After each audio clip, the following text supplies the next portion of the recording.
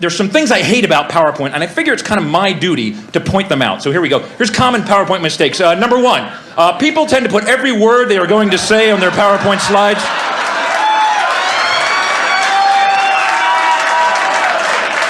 Although this eliminates the need to memorize your talk, ultimately this makes your slides crowded, wordy, and boring. You will lose your audience's attention before you even reach the bottom of your first slide.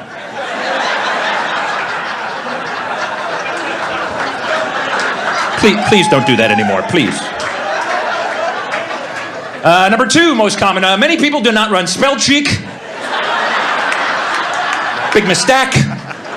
Nothing makes you look stupider than spelling errors.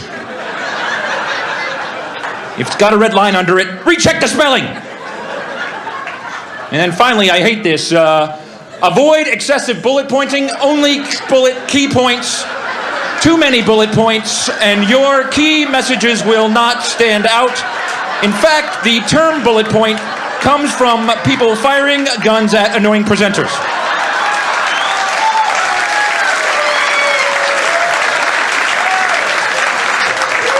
Hence the bullet point. Bad color schemes, not good. Clashing background and font colors can lead to distraction, confusion, headache, nausea, vomiting, and loss of bladder control. I can't stay on that one too long.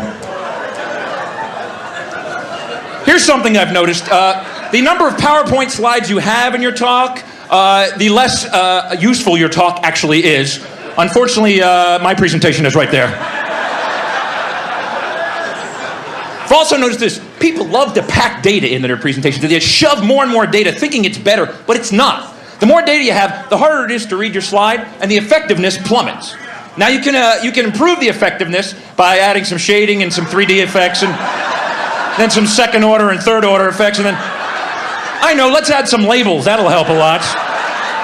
And that's pretty much every marketing slide I've ever seen right there. Yeah.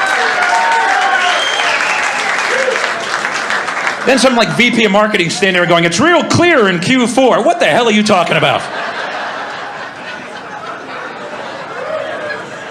Now, I'm into in animation. People become animators in PowerPoint. You can have things flying all over the place, and that can be good. If you're a visual learner, that will improve the effectiveness of your performance. But if you're easily distracted, more animations, and people have no idea what you're talking about. They're just, wow, that is cool, wow.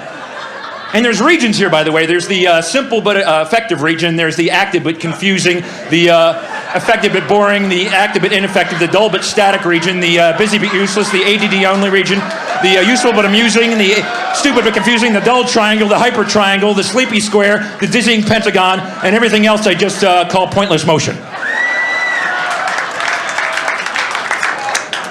That slide right there took me an hour and a half to make, right there.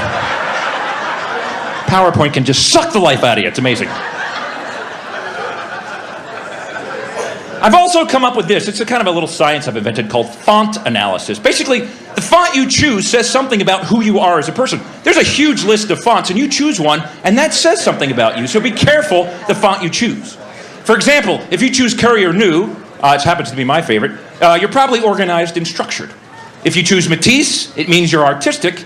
And if you choose Times New Roman, it means you're lazy, apathetic, and unimaginative, and you always use the default. Oh.